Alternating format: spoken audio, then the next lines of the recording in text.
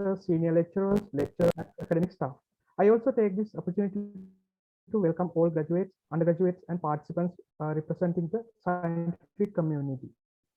While expanding my heartiest gratitude for your valued presence, I would like to pass the discussion over to Samiti. Thank you for your time and kind attention. Samiti. Thank you, Vihanga. And now it is with deference I invite our constant beam of support, the head Department of Animal Science, Dr. Deshani Mudanayaka, to share her most valued thoughts with us.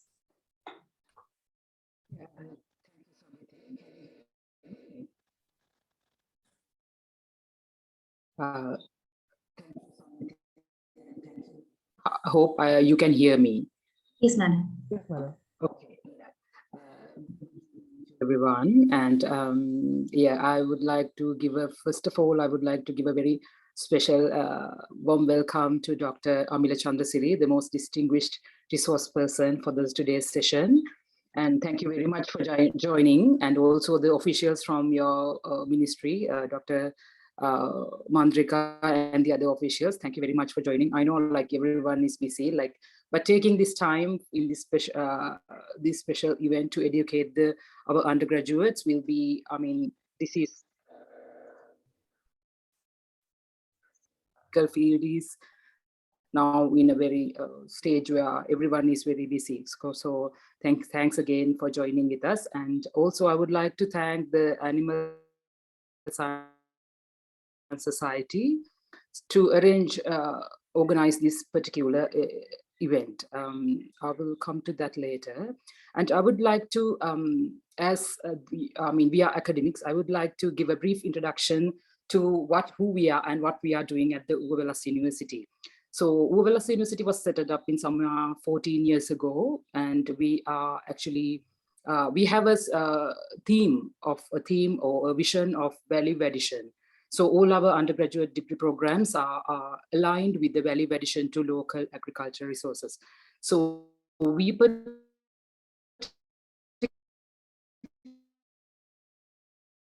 particularly belongs to the agriculture. These particular students are from the degree program, which is a Bachelor of Honors in Animal Science.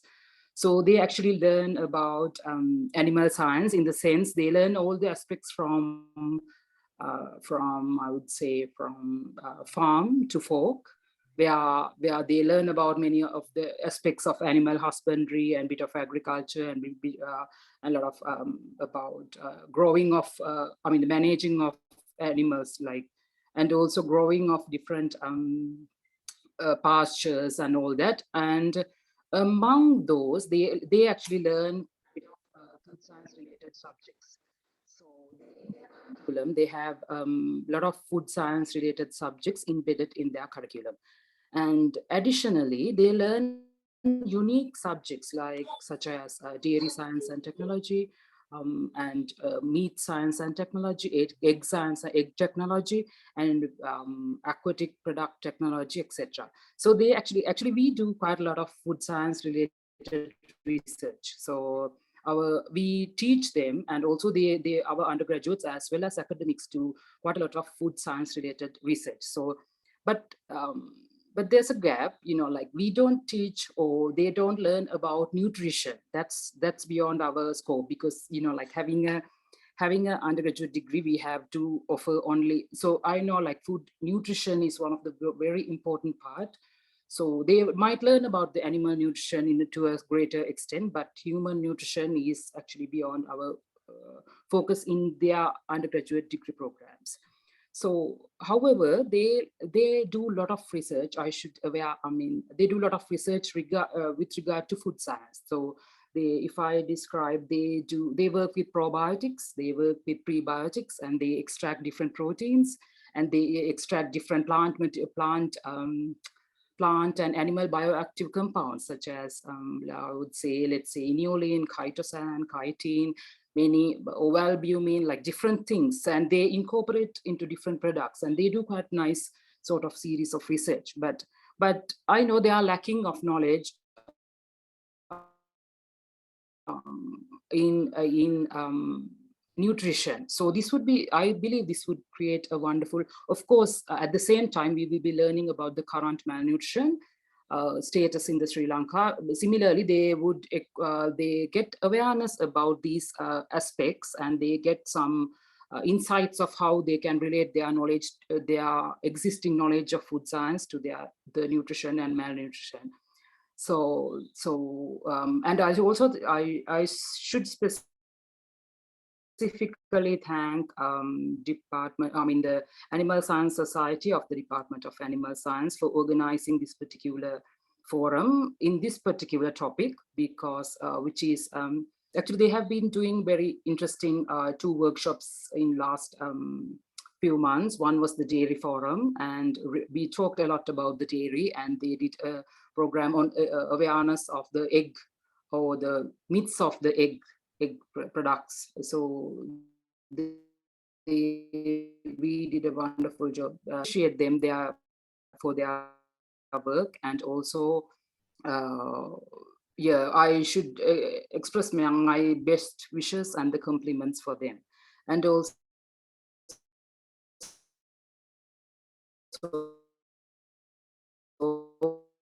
I should thank I searched, he has a very good profile in community medicine and also public health, so who has also worked in the Melbourne University, where I believe he has worked in the Royal Melbourne Hospital, where yeah, so where they do really wonderful research and a lot of work there. So it is an honor to have you with us, Doctor. So thank you so much for joining with us. And rather than taking much time, I would like to hand over the forum to you. Thank you so much. Okay. We greatly appreciate your words and presence, madam. Thank you very much once again. Let us now steer ahead with the day's proceedings. It is with honor I invite our distinguished resource person, Dr. Amila Chandraseri, to educate us on this stagnant, critical issue that continues to affect public health. Doctor, I most respectfully hand the discussion over to you. Yeah, very good evening to Dr. Deshani and all the distinguished academic staff and undergraduates from Wellassa University, and myself on behalf of with my team, Dr. Mandrika and also Dr. Malaka will be joining us in some time. So I need to share the screen. I can't share the screen yet. Can you please?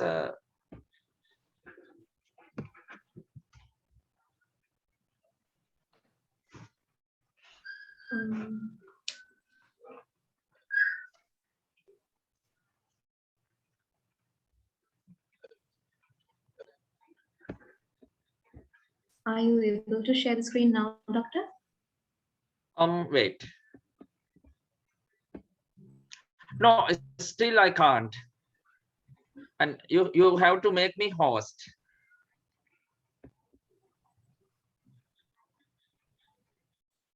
Okay.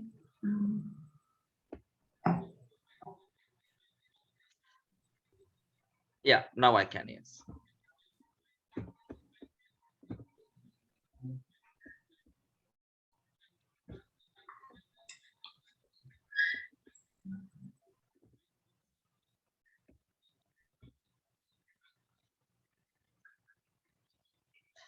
Okay, I hope you can see my screen now. Will you? Yes, sir. Yes, okay, good. And first of all, I would like to convey my gratitude to Sanditi and first inviting me to do this, to take this honor of addressing you regarding a very timely topic, the current status of malnutrition in Sri Lanka. Because with all the other like popular and hot topics that we are not talking enough about this important aspect of health, and also the social development. And I see this as a great opportunity to develop some intersectoral collaboration and also to sensitize this young generation of the animal scientists about this interesting topic. Because as we go along, you will realize that you will be the most potential breed of scientists issue. So why I tell like that, you will realize as we go along. I will come back to that later. So that is one of my key objective of doing this session, is to sensitize you regarding your role as future animal scientists in Sri Lanka in minimizing this problem and addressing the nutritional issues in Sri Lanka. So first of all, we need to define our key topic is malnutrition. As stated by World Health Organization, malnutrition refers to deficiencies or excess or imbalances in a person's intake of energy and other nutrients. So this is a two-sided issue, because that when we talk about malnutrition, suddenly you visualize those wasted children we see in television from Ethiopia, but now I'm sure that in Ethiopia is a far developed country, so those famous pictures were taken during the Great Famine at some time back, but now the Ethiopia is very much developed. However, that is one side, one aspect of the problem. But today, more than that, we have other emerging issues of nutrition which we need to focus our attention. We broadly categorize malnutrition into two groups. The mal means bad, so it doesn't mean low. The malnutrition can be broadly categorized as undernutrition and overnutrition. Undernutrition, usually we start with the severe protein energy malnutrition. There are two conditions, kwashiorkor and marasmus. I hope you learn those things during your O-level time. That protein shakti manda poshanya kila, we learn those things. And those wasted children you visualize and you remember. So those are actually the poor children suffering from these extreme forms of undernutrition. But nowadays condition in world and also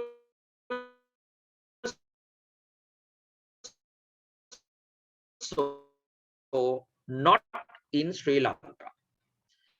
In my life, I only saw two children, some very extreme and eccentric situation.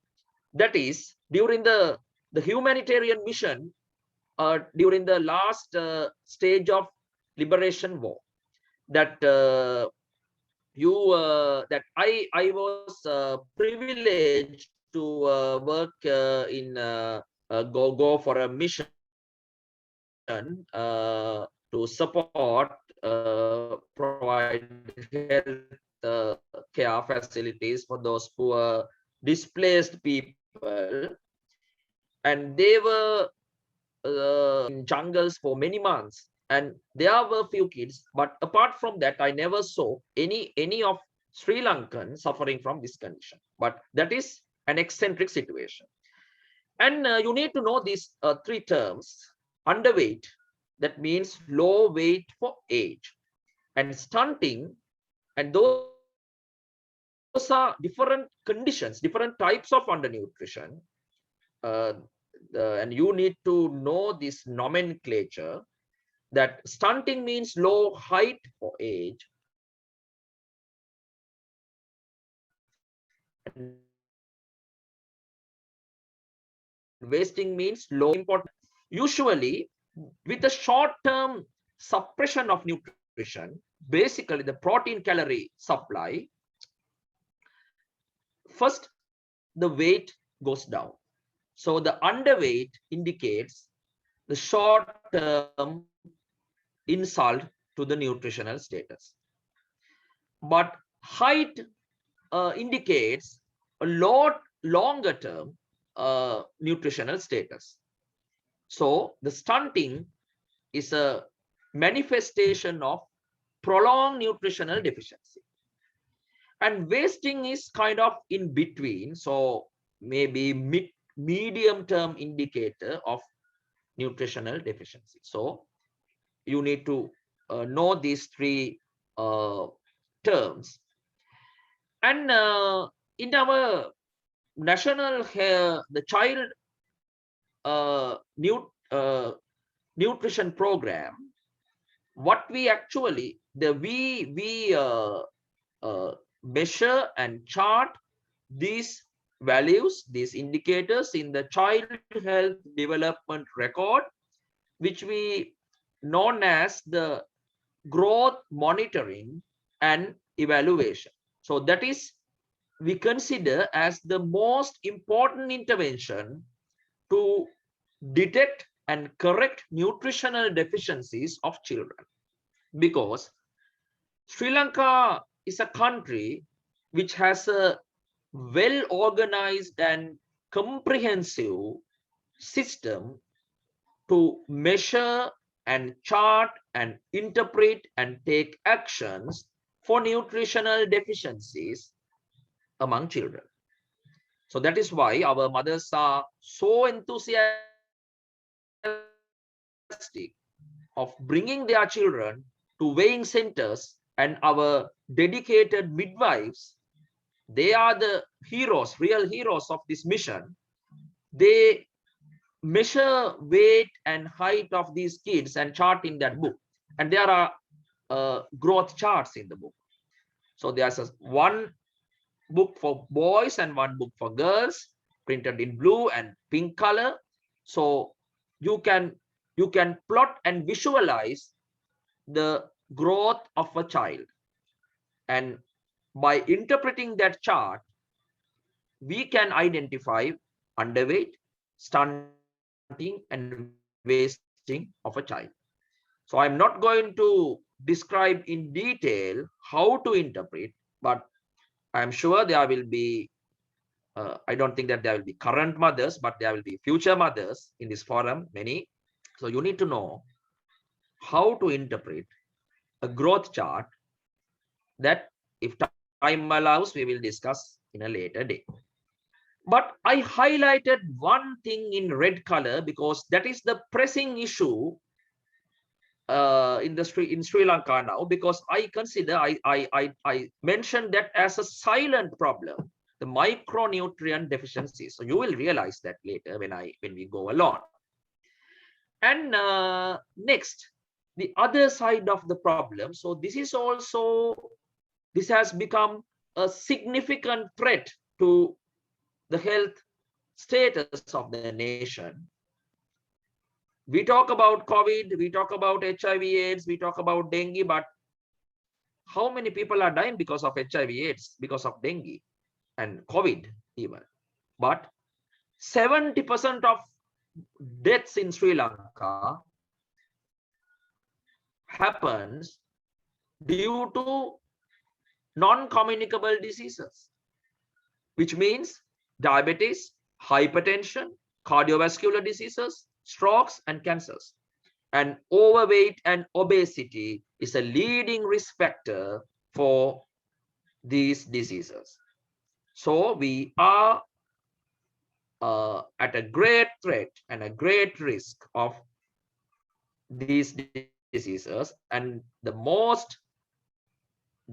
pathetic thing is the rising incidence of premature deaths.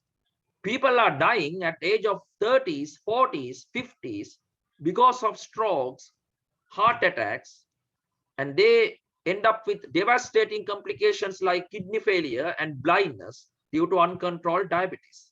So the problem is the root cause is overnutrition. So when we talk about malnutrition, more than those kwashiorkor and marasmus, we need to pay our attention on this overnutrition.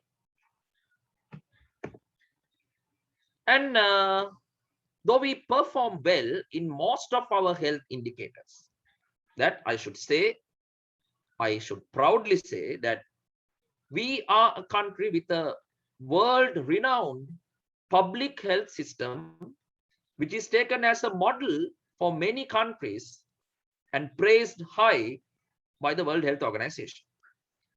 Our maternal mortality rate is very low, and it's similar to developed countries.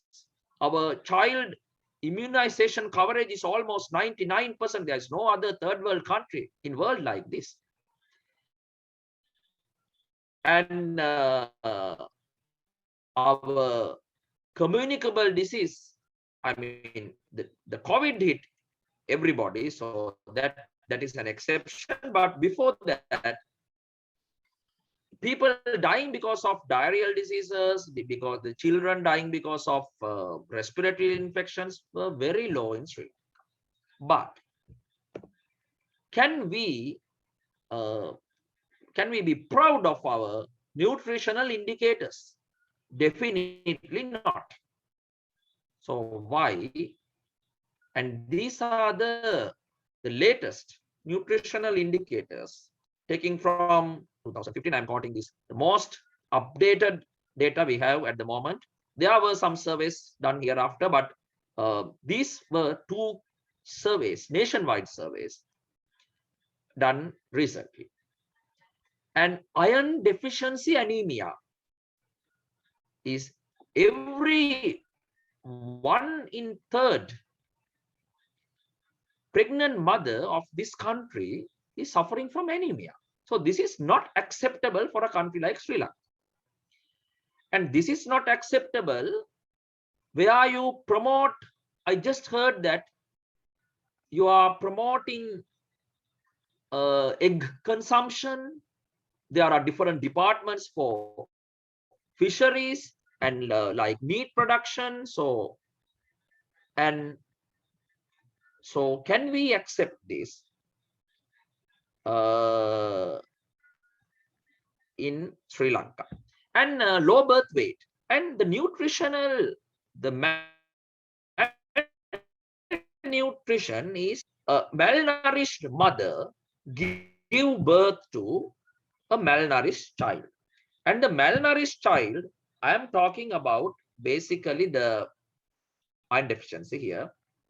And anemic, we'll say anemic mother give birth to anemic child.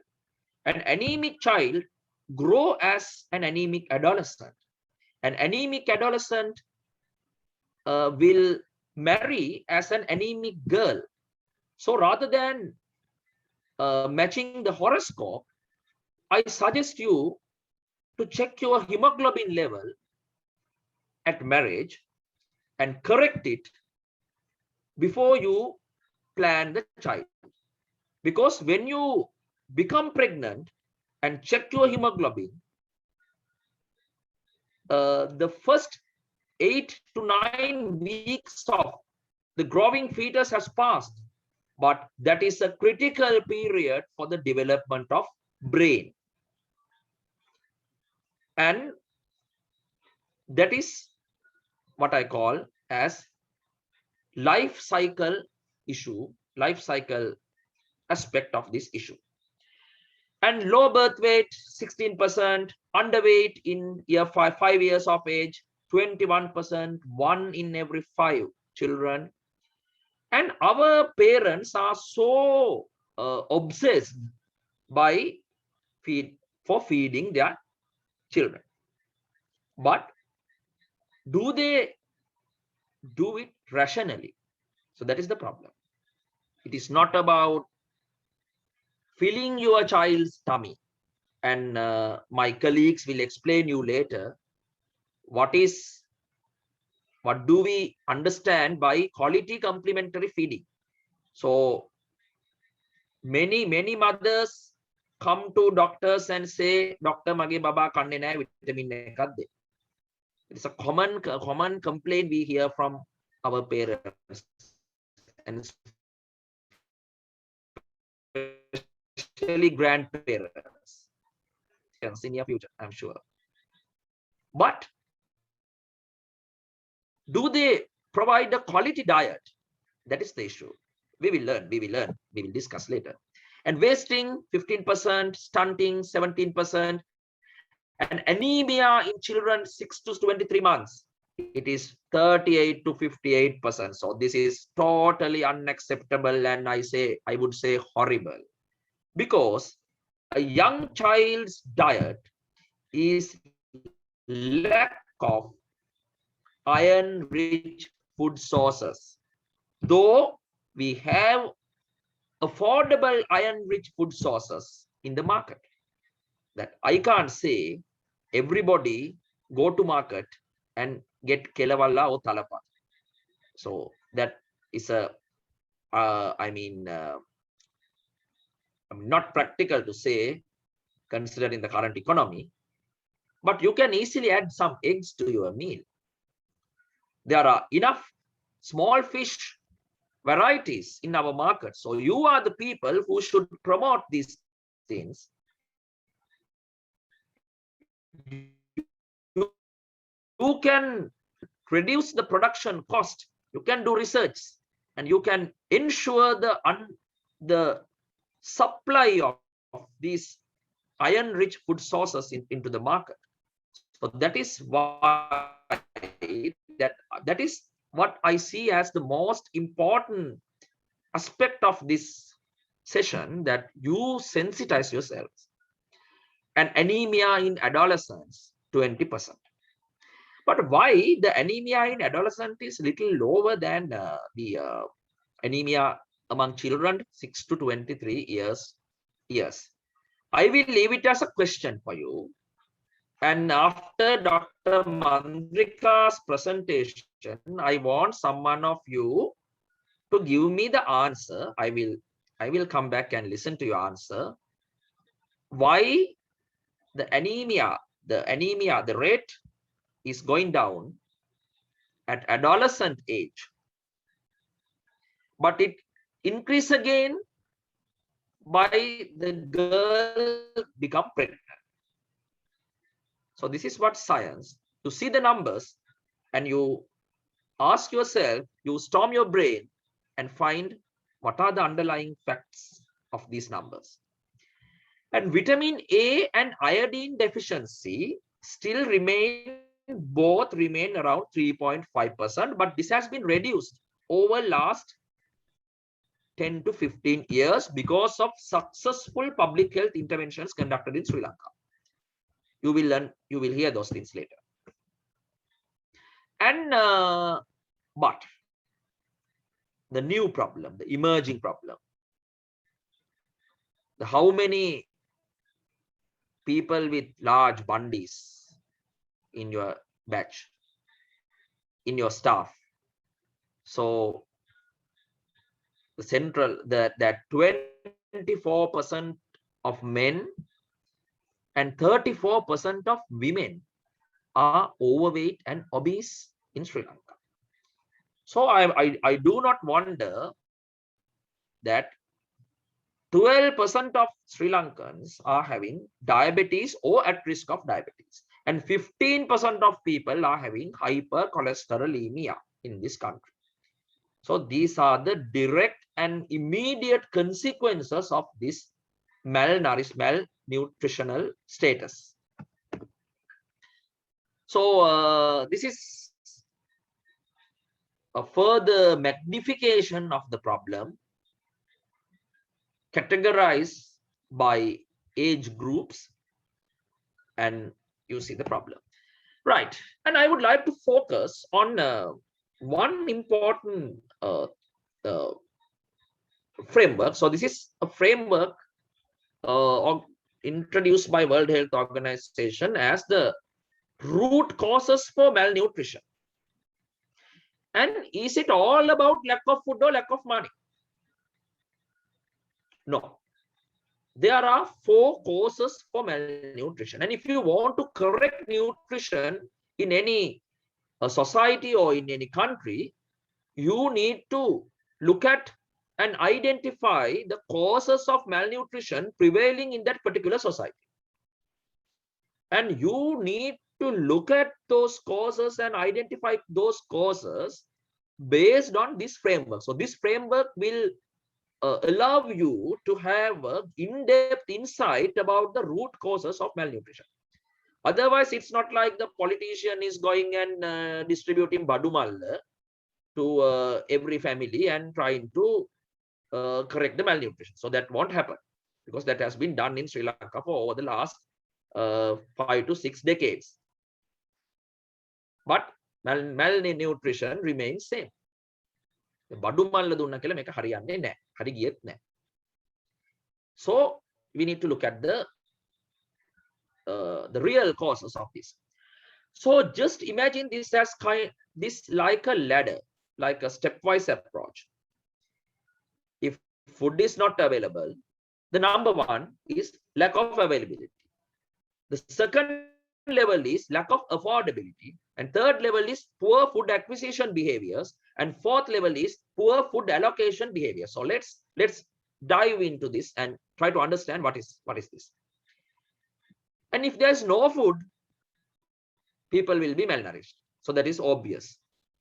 If there's a famine and if there is no fish or no chickens and no meat, so you don't get eggs, you don't get fish, you don't get rice. So lack of availability is the basic cause. But though food is available in a country, if people do not have enough money to buy food, and again people become malnourished. And at this level, the society is going to be marginalized. So this is this is the socio-economic aspect of this issue. Because in the third world countries, the problem is the rich people have a lavish life and they eat luxurious foods and they waste so much of food. But the bottom, maybe 80 to 90% of people get the shit, and they do not have enough money to buy nutritious food. So even the food is available in a country, if the people can't afford it, they will become malnourished, but only part of the society. And even the food is available, even you have money in your pocket, will the problem solve? No, because though you have money in your pocket, you need a brain to choose the nutritious food. That is what we call food acquisition behavior. You are choosing practices, you are choosing behaviors, so that significantly affect the nutritional status of a society. Just imagine that I take an example from Galle City, that you might not know the Galle City, but if you visit Galle City one day, and there is a fruit market in the mid of the town, and there is a liquor bar and a Chinese hotel, few Chinese hotels in the other side of the town. And in evening, if you go in an evening and just stay around, you see, I don't judge people. I don't like to judge people with their outer attire and outer appearance, but I see people from cars and SUVs come and looks like educated and professional people. They park at near the fruit market and get some fruits and get some vegetables and go. And apparently the daily paid laborers are going to the other side of the city, and they have their daily shot and go to the Chinese hotel and get a rice packet with lot of trans fats and monosodium glutamate, and they go home and they think that, yes, I feed my child with the best food in the world. But what will be the consequences? So that with this example, you will realize what is meant by the food acquisition behaviors. So you can't change it with giving money. You can't change it with giving badumalla. So you can't, you have to change, you have to provide knowledge for right selection of nutritious food. And there's another level. When you that still, I bet you still this is happening in Sri Lanka, but this is now it is getting less, but it is still happening in Sri Lanka. And fish is considered as a very luxurious food in our culture. So if you have a big piece of fish and a small piece of fish, usually mother serve the big piece to the boy child, thinking that the boy needs more energy and boy is the one who is going to do a job and save the family. The poor girl is destined to stay at home and rear child and become the housewife. So she get the smaller piece. So that is called food allocation behavior. So this comes within the micro environment of the society. And this is severe in India, in countries like India, where the gender differences, the gender discrimination is so high. And even in some cultures, like in some parts of the country, still the gender discrimination is seen among different social, ethnic groups in Sri Lanka. So the boy child get the bigger portion and the nutritious portion, while the girl child is marginalized. So this is what we call poor food allocation behaviors. And also our mothers, they also become victims of this. They become self-victims of this. Why? They always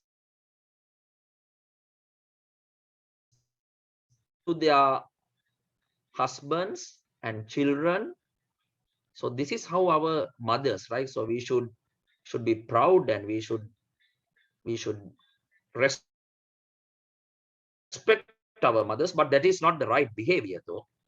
And they keep the remainings for their consumption in the end. So this is what we call as, so the mother become malnourished, and when they become pregnant again, they go to the pregnancy with anemia and low nutrition. So this is what we call poor food allocation behavior. Right. Finally, so with this I will conclude this part, and so I reproduce this slide from one of my great teachers, Professor Pul Senrat's presentation. And key issues in Sri Lanka: the no improvement of nutritional status of children under 5 years of age over last decade, basically because of poor complementary feeding practices. So you will, included a special session about the complementary feeding.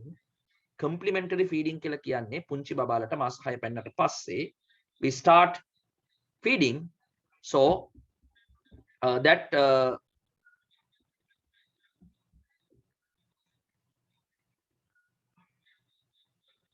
so did that message for me? Do you hear me? Yes. Yes, doctor. Clear? Clear. Okay. Yeah. And so this is one issue that I specially included one session to address that. And anemia among all groups. So this is a pressing issue. And nutritionally vulnerable population. So this is another important thing that I told you, that the marginalization and discrimination of certain socio-economic, socio-ethnic groups, estate sector, urban marginalized group like slum dwellers, and elderly people, pregnant people, and lactating women. And trend in unhealthy dietary practices leading to high prevalence of overweight, obesity, and chronic non-communicable diseases like diabetes, cardiovascular diseases, chronic kidney disease, and cancer. I told you. And lack of efficient multi-sectoral approach. So this is one important thing, that the health sector do all the preachers about nutrition, and the livestock sector have their own programs, the agricultural sector have their own programs, but all those sectors should work together, should supplement each other's efforts in order to achieve this objective. So that is why I am calling you, I am urging you to become animal scientists in Sri Lanka and make ways to provide meat, fish, and eggs at a lower cost to our country. And finally, the unfavorable socio-cultural practices. There are certain practices, as I told you, that mother that serve the better portion to the boy child and leave the remainings for the girl child. And there are some other culturally determined dietary practices which is harmful for nutrition. And so those things we need to be corrected.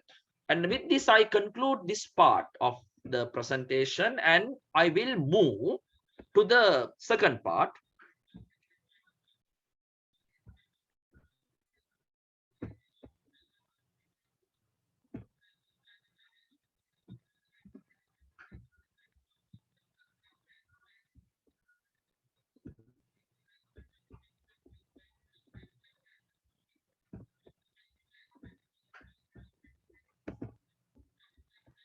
Right. I told you that today I took a general approach, and then I am narrowing down to one key issue, key aspect of the issue, that is micronutrient malnutrition situation in Sri Lanka. Because as a public health specialist, I consider this as the most important problem. The one aspect, we have two problems. The one is micronutrient deficiencies, and number two is the overnutrition. But overnutrition, actually, the interventions are different, because we need to promote physical exercises. We need to provide the knowledge on how to reduce sugar, fat, and salt in our diet. So that is beyond your purview. But I choose this because I think you can make a significant contribution to correct this problem. And micronutrients are vitamins and minerals and trace elements that are required in minute quantities,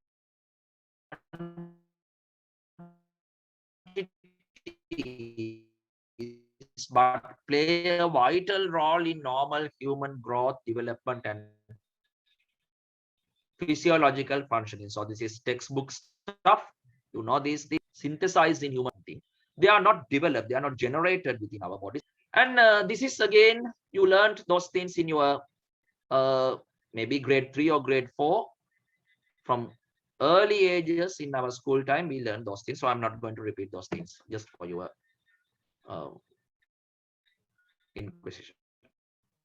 And again, so I'm coming to another important point. The major micronutrient deficiencies in Sri Lanka. We have 3 major micronutrient deficiencies in Sri Lanka. Number 1, iron deficiency. So you already realized the depth of the problem, the depth of the issue. And number 2, vitamin A and other micronutrient deficiencies seen in Sri Lanka. Not so bad, but still affecting some groups. folic acid deficiency, zinc deficiency, vitamin D, and calcium deficiency. So I'm basically discussing these top 3 micronutrient deficiencies, which are public health issues in Sri Lanka. But luckily, we had overcome number 2 and number 3 by now. It's a good news, but still we could not correct number 1. And the National Strategy for Prevention and Control of Micronutrient Deficiencies in Sri Lanka, that in 2017, the Ministry of Health, with the collaboration of other ministries, developed this strategy. And this strategy set targets to achieve by 2025. So I caught 3 targets: to reduce the prevalence of anemia among children under 5 years, adolescents, and pregnant women, and women of reproductive age by 50% from the level at values. But just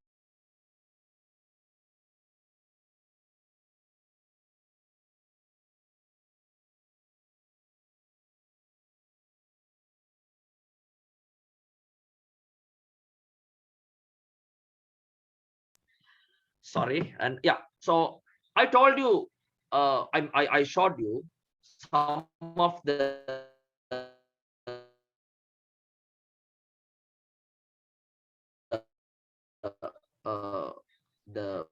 horrible looking figures by 2025. Children under 5 years by 50%, again by 50% from the baseline value of 2012. And to ensure more than 90% of population are iodine sufficient. So that means, in other words, the 90% of the population are served and consumed the iodated salt. So that is the main key intervention. We have succeeded by now.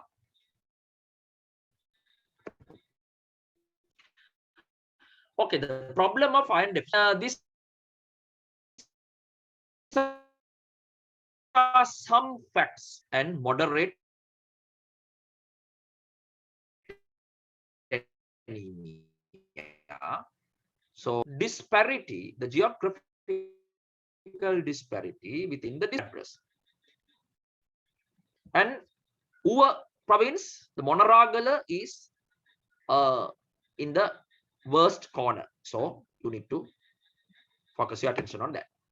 And again, the prevalence of iron deficiency and iron deficiency anemia. Deficiency is one thing. The iron deficiency leads to iron deficiency anemia. So this is like 2 sides of one for your interest. So I'm not going to analyze these figures in detail. Just one key message is there is a disparity between districts. But causes of anemia, iron deficiency stands as the major cause of anemia. So that is one important thing you need to understand. And hemoglobinopathies are the diseases which alter the structure of hemoglobin, like thalassemia. And acute infections also lead to anemia. And percentage of pregnant women with anemia, again, there is a wide disparity.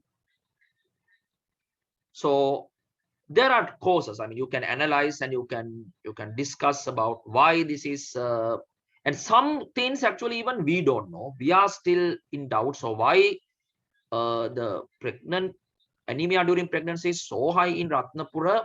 There are certain, so you may do a research and find why. But yeah, okay. And this is important. We need to understand why the leading causes of iron deficiency and conditions with excessive blood loss. Menorrhagia, that means high menstrual bleeding. Hookworm infestations, a leading cause of blood loss. When those hookworms are sucking blood from your intestine, a minute amount of blood passes with your stool. You don't see in your naked eye, but pass every day and the person gets anemia. And peptic ulcer disease means there are little ulcers due to excessive secretion of hydrochloric acid. And gastrointestinal cancers also can cause prolonged minute blood loss from GI tract, and person end up with anemia. And conditions with poor iron absorption, though the person take diet with rich in iron, but there's a problem with absorption. So this is not common, but this is the best example we show in our textbooks, the celiac disease. And the most important thing is low intake of iron-rich food sources. And the problem is with affordability versus poor knowledge. And the Sri Lankan routine diet is very low in iron-rich sources. So I'm not going to tell you what are the iron-rich sources, that you should know those things. But just imagine that, just compare the diet in a Western country, in European country. They eat a lot of meat, lot of fish, and lot of eggs. But we usually, our cultural norm is, you serve only one protein item for a meal. It may be fish, or it may be chicken, or it may be egg, but just a one item. But in Western countries, they take multiple meat items, multiple protein items in one meal. That may be due to cost effect, due to cost issues. And more than that, that is our cultural norm. And when you might remember that in I don't know, in your hostel does meal that we pay, and there is a system called chamaria, and we can get enough rice we want, we can get enough dal we want, but there are guys in the chicken and in the fish plate, the basins.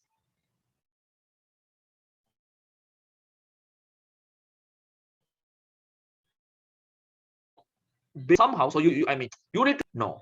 So we are very, very reluctant to eat eggs. I don't know why. And some people say that that based on spiritual and religious issues, there are vegans and there are vegetarian people. That we can't argue, and we can't challenge their religious behaviors. But I always say, why you should not take eggs? So you can describe this better than me. ඉතින් මං කියන්නේ අර ඔය එන බිත්තරවල පැටවු නෑ. අර වැරදිලාවත් ඔය farm එකට රැට කුකුලෙක් හොරාට රිංගලා තිබුණේ නැත්තම් ඔය බිත්තර ඇතුලේ පැටියෙක් ඉන්න බෑනේ. So you can, I don't know the rationale of that, you can explain better than me. But so eggs, we are very resistant to eat eggs. And very cheap and very good source of iron. And poor quality of complementary feeding for kids. This is one important issue. So that is why I included a special session about complementary feeding today. That our parents are very happy and they are very obsessed of feeding their child, but very low quality diet. So, and wrong dietary practices which hinder iron absorption. The one critical thing that we need to change is, we used to have a plenty around our main meals. So that is very, very bad, because tannin suppress the iron absorption. So this is a very wrong practice. So you should never have a plain tea or tea at least within 1 hour around your main meals. And what are the consequences of iron deficiency? So I will rush these few slides because this is just few facts.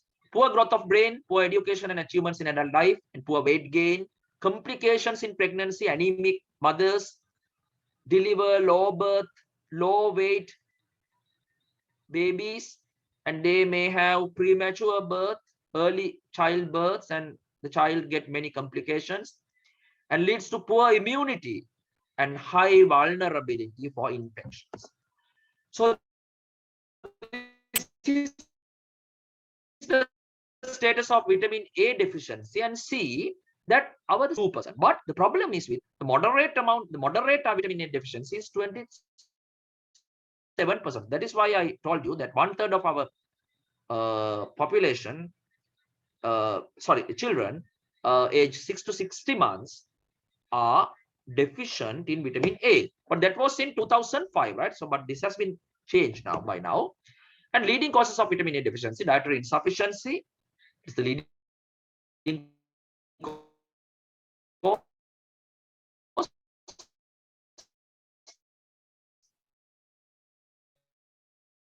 And conditions characterized with soluble 2% of severe forms, and the xerophthalmia, which is characterized by the night blindness and bitter spots, and potentially blinding stages, can lead to potentially blinding stages like corneal cirrhosis, ulceration, and necrosis. So these are medical terms, but in school days we learned those bitolapa matagati. But in my real life, I never saw a bitolapa in any of the Sri Lankans, because that is very rare now. We don't see at all. But the problem is with the subclinical deficiency. You don't see this, but these kids are not clinically apparent, but it leads to poor immunity and high. They are more vulnerable to respiratory tract infections and gastrointestinal infections. And finally, the iodine deficiency. The iodine deficiency causes goiters. And what is our intervention for vitamin A deficiency? What is our intervention for iron deficiency? Dr. Mandrika will tell you in a few minutes. Iodine deficiency, that our answer was iodated salt.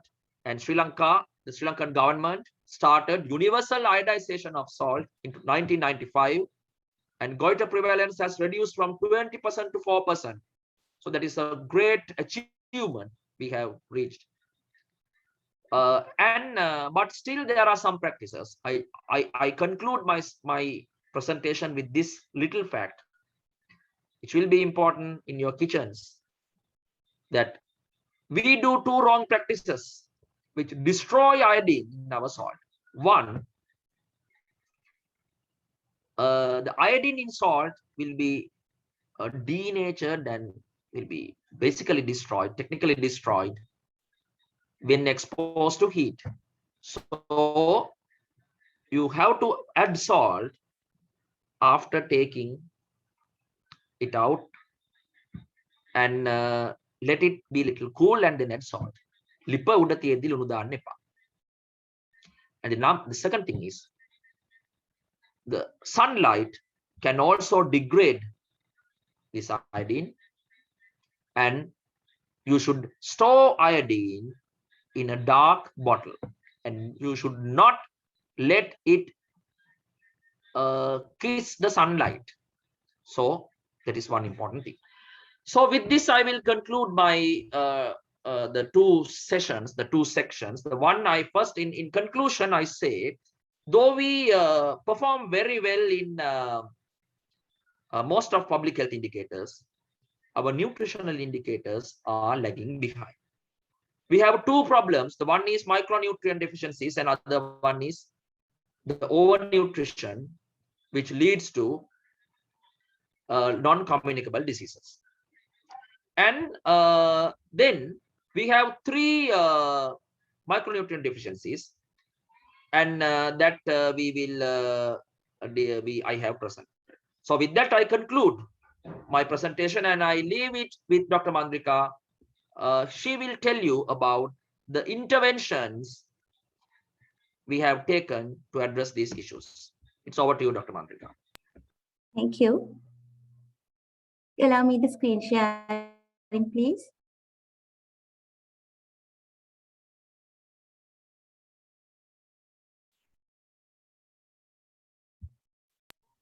Could you please try now, doctor? Okay. Host disabled participant screen sharing. Still I cannot.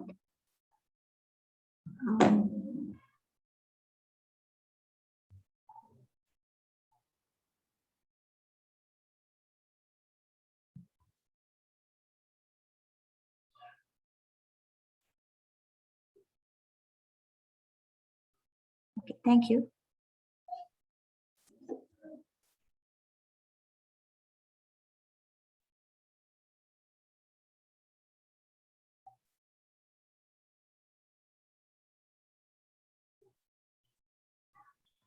Dr. Mandrika, can I share your presentation if you want? Yes, can you? Yes, I will try. Yeah, wait.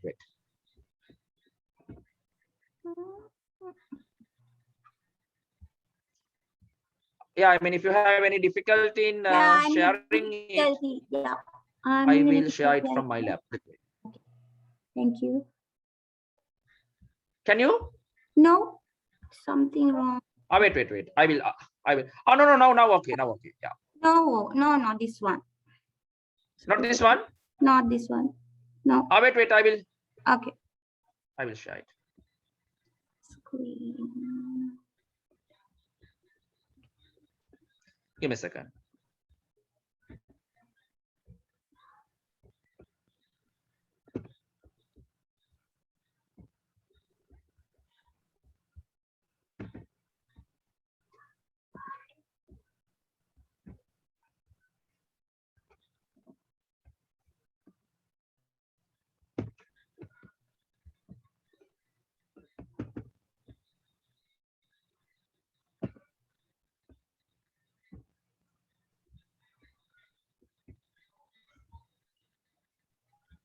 Can you find it?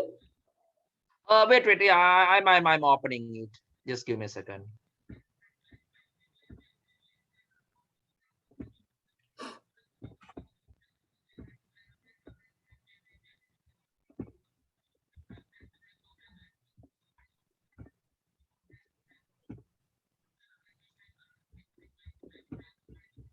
It's the micronutrient intervention final, right? Final, yes. Yeah. Yes, wait.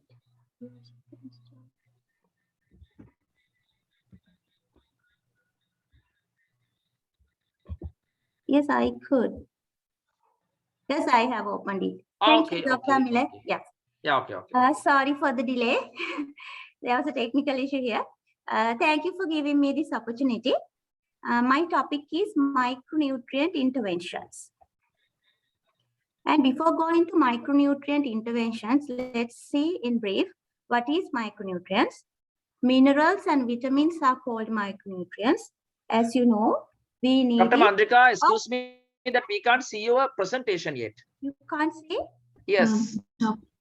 Sorry for the interruption. Dr. Amila, can you stop sharing screen? Oh, wait.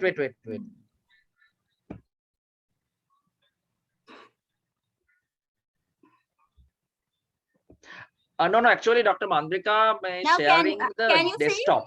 Now, can you see?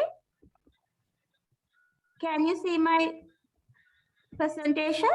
No, Dr. Mandrika, actually, you are sharing a wrong window of your laptop. So you have to share the particular window.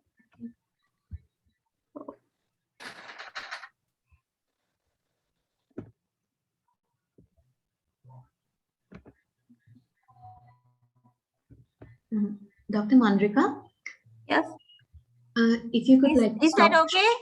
Is that okay? I will stop sharing. Then Dr. Amila can share. Then it will be easier. Okay, I stop sharing. Dr. Amila, you sharing? Yeah. Okay. I will share it. I will share it for you. Right. Wait. Is this the one? Yes. Thank you. And sorry. Extremely sorry. My topic is micronutrient interventions. Next slide, please. Next slide, please. Yeah. Before going to micronutrient interventions, let's see what is micronutrients.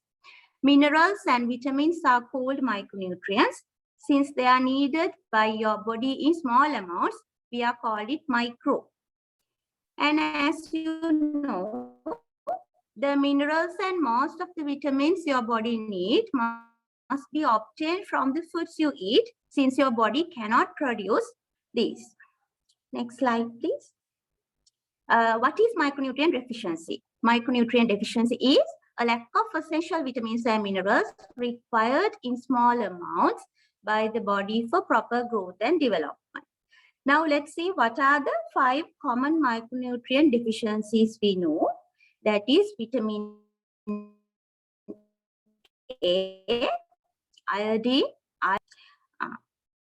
Now let's see what are the micronutrient interventions we are doing. The children. MMN stands for multiple micronutrients for infants and young children. The second one is iron, folate, calcium for mothers. And the third one is vitamin A. Next slide. The previous one, please. The fourth one is WIFS program. That is, the W stands for weekly, I stands for iron, F for folic acid, and S for supplementation. As you know, we have to take vitamin C with iron for better absorption. So WIFS program is the next one. The fifth one is deworming treatment, and the sixth one is zinc supplementation. Now let's consider the micronutrient intervention separately. This is the MMN, that is, as I said, multiple micronutrient supplementation. That is, it comes in sachets, kits. The next slide, please.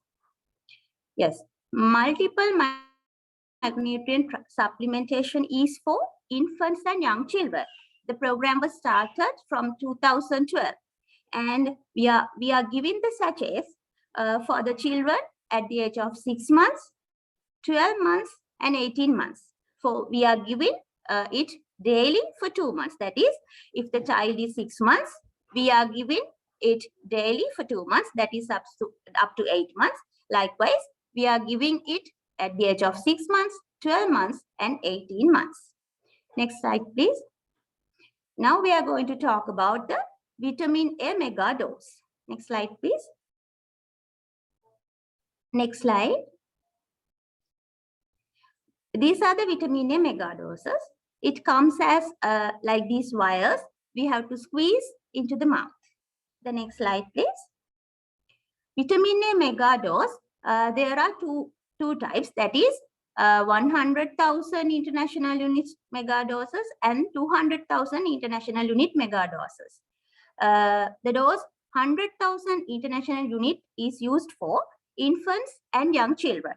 That is, we are giving it for 6 months old babies, 6 monthly up to 5 years. The special thing about this is the preterm infants and low birth weight infants are excluded from this program up to 2 years. That's supplements for these type of kids. And earlier, we gave this 100,000 international unit vitamin A mega doses for grade 4 and 7 students.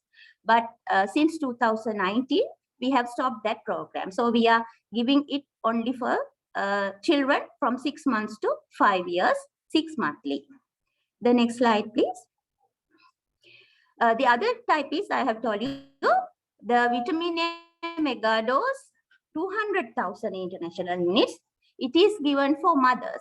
That is, the mothers who have delivered kids soon after delivery at the hospital, or our public health midwives visit homes and they find mothers who have not taken these mega doses and they give it within 4 weeks after the delivery. Next slide, please. Now we are going to talk about the iron supplementation for school children. Next slide. Yes, that is WIFS program.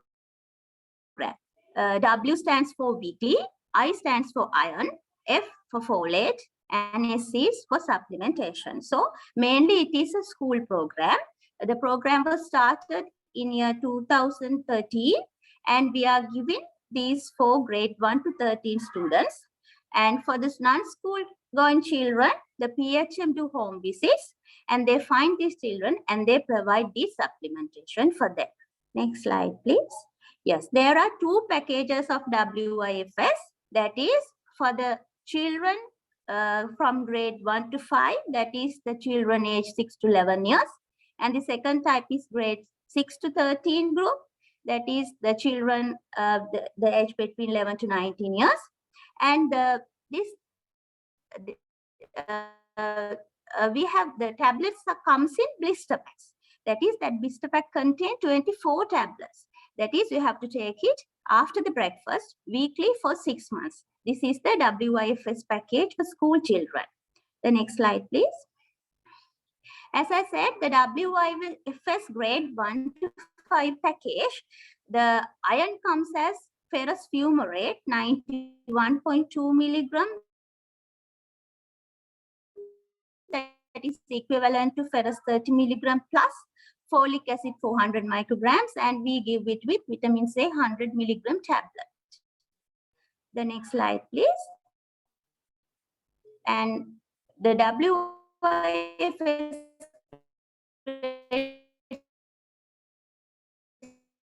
6 to 13 group, the package with 4 milligrams, that is in microgram, and we give it with, please. Yes, now we are going to talk about the deworming treatment. Next slide. Yes, we are using mebendazole 500 milligram chewable tablet for this. And initially, this program was started in 2013, and 1 to 13 grade students were given mebendazole, but now we are giving it only for the primary students, and especially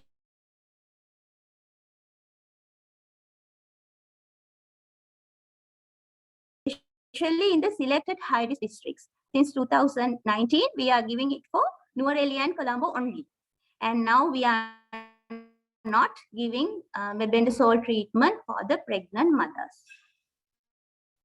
Next slide, please. Yeah, the other one is the zinc supplementation.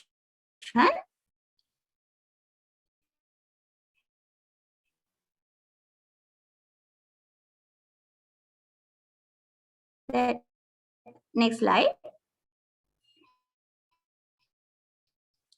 That is diarrhea under 5 years of age. The infants for 10 to 15 days, and for the children 6 months to 5. These are the micronutrients interventions we are doing at the moment. Thank you.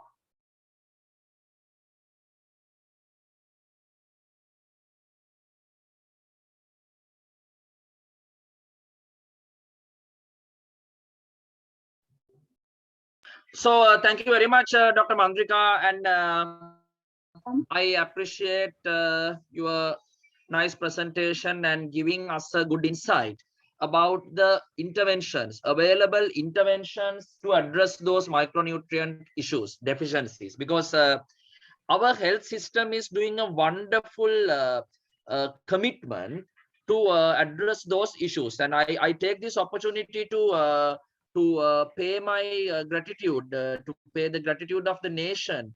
Actually, the MOMCH is the person who coordinate and lead all these programs at the district level and under MOMCH. So the Dr. Mandrika is one MOMCH. She's the MOMCH in Galle district, and under her that there are MOHs, and then the PHIs and PHMs. They are the real heroes who deliver those interventions at the ground level.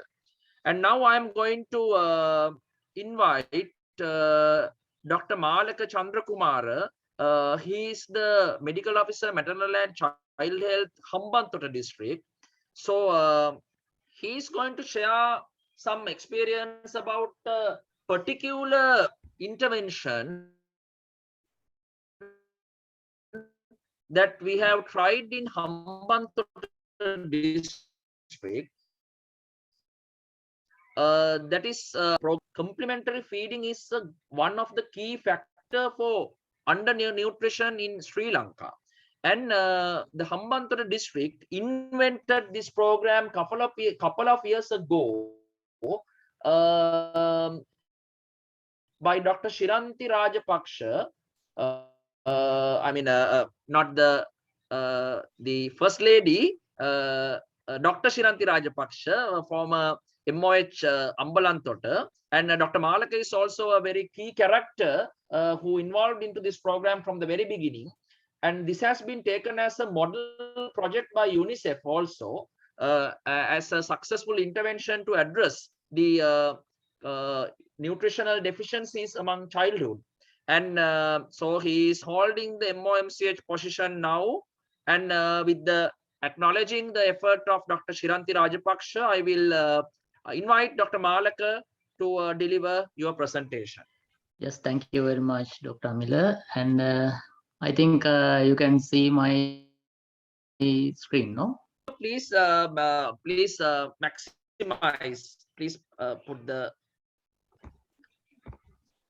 slideshow view. Yeah. Okay, now good. Now okay. See. And thank you very much for giving me the opportunity to discuss regarding the community-based strategies for the strengthening of correct complementary feeding practices in Hambantota district.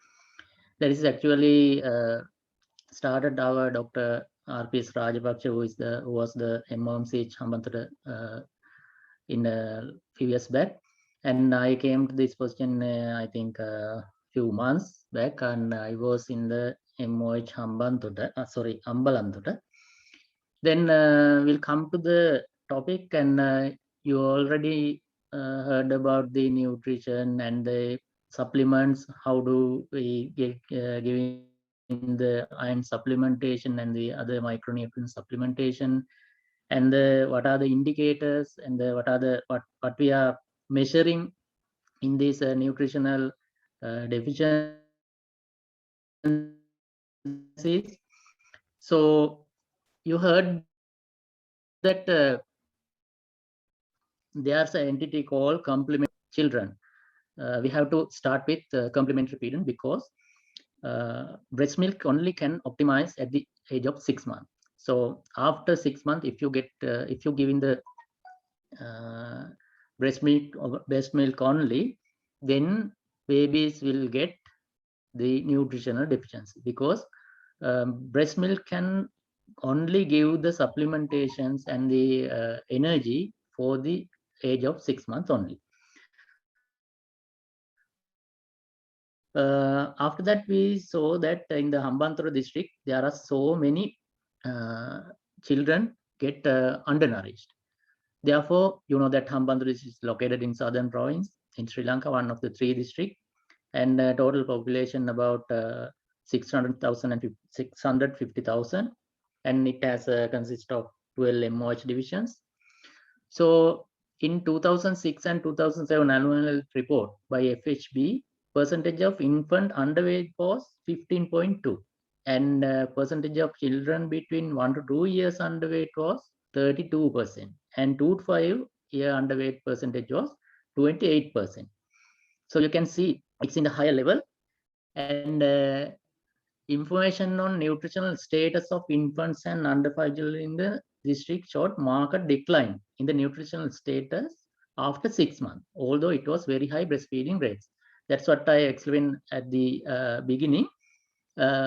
Even though we're giving breast milk properly, after 6 months, they get nutritional status very low. These findings suggest a problem related to complementary feeding. That's why we think that there is something going on these children.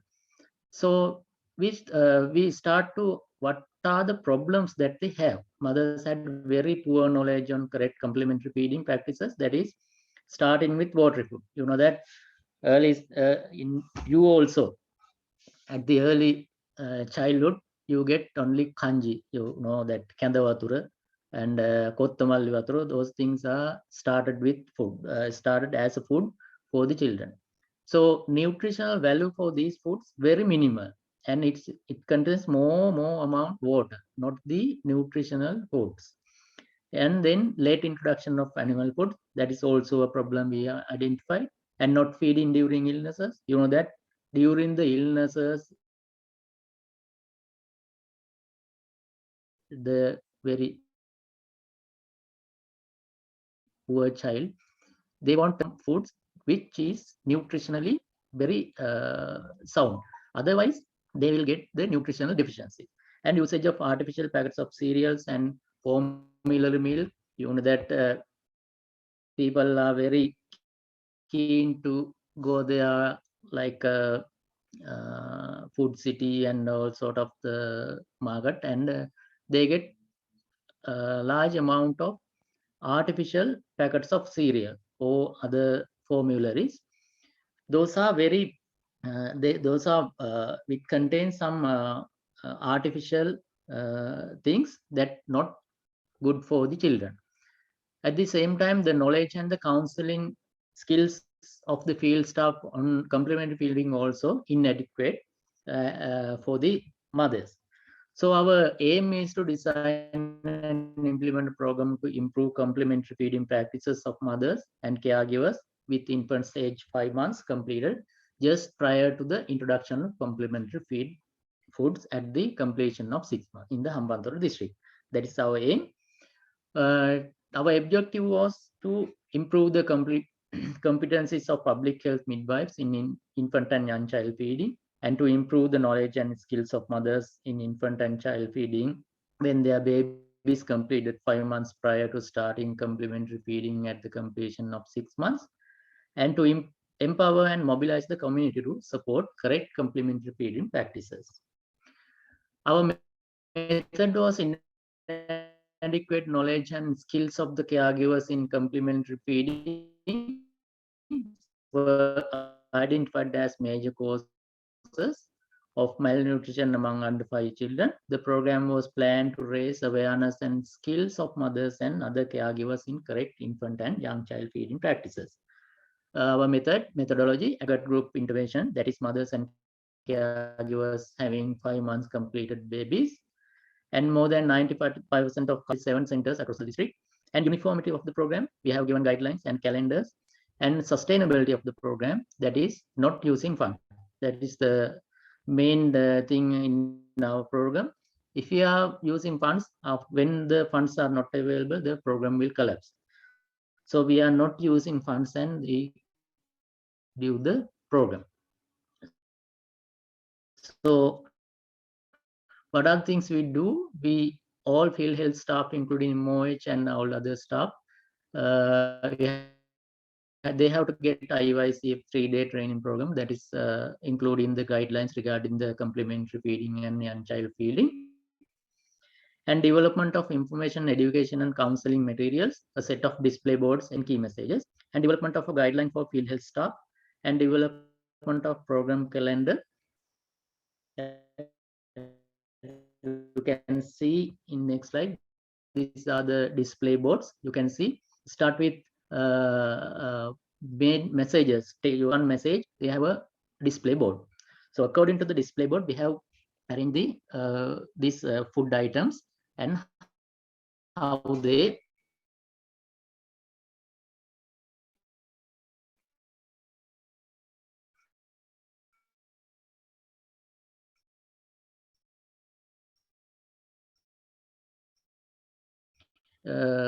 given. We have a program in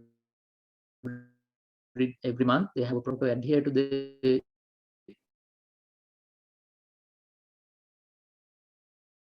this calendar, and they have to do the programs. And we have given standard guidelines because these programs are done by the clients for them. As key 10 message, the capacity building for caregivers, 1-day workshop for correct complementary feeding practices for all the mothers who are completed 5 months of age of their child. Then each of workshop covers nearby 3 PHM divisions and 3 monitoring and evaluation by supervisory staff, not using any source of funds, and conducted on fixed dates. Classes are conducted in 77 centers across the district, and wide range of teaching methods, including lectures, live demonstrations, and role plays are used, and community participation are using it and conducting month and after month. The 10 messages are: the exclusive breastfeeding until completion of 6 months will facilitate optimal growth and development of infant. That is our main message. So all the mothers are instructed to give breastfeeding for the age of 6 months. Starting of semi-solid foods, they are using always watery foods. Now we have started and we have instructed them to start with semi-solid foods. And in addition to the breast milk, immediately after completion of 6 months, while continuing to breastfeed for 2 years or longer. Some mothers stop their breastfeeding at some age, but we are instruct them to give as they can breastfeed and give the complementary feeding. Then the third one is the introducing complementary foods in the form of thick enough to stay in the spoon, give more energy and nutrients to child, facilitating the growth. Then fourth one is introducing food and animal origin. That is more very important because most mothers, they are not giving those animal foods after up to the age of 1 year.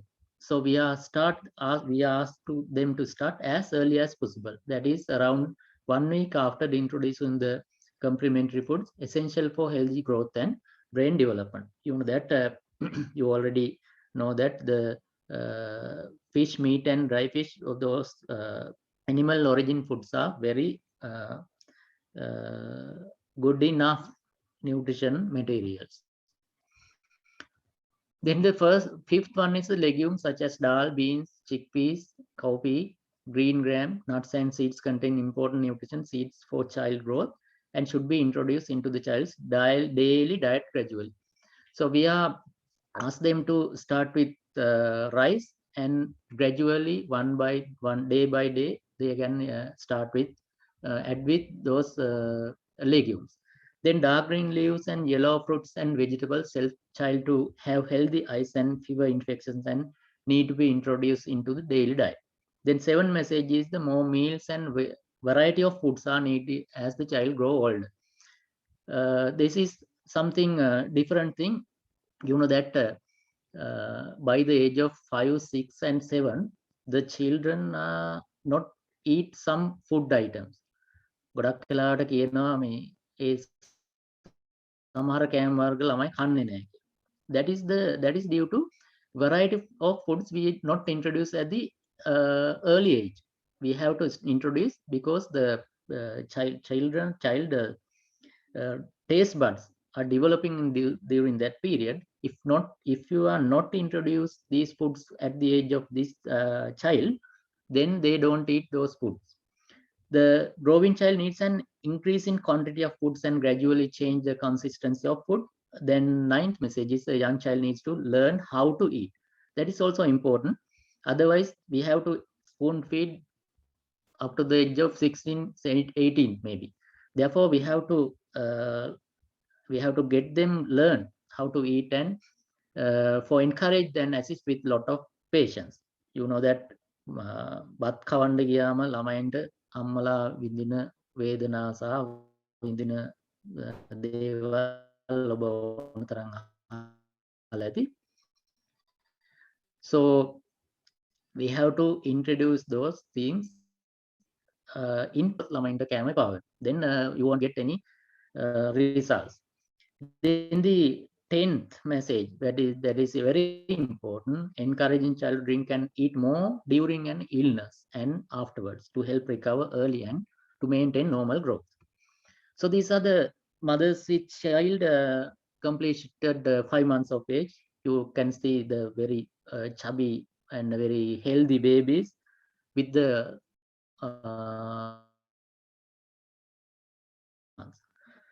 then these are the classes for them to start with how to start the complementary feeding.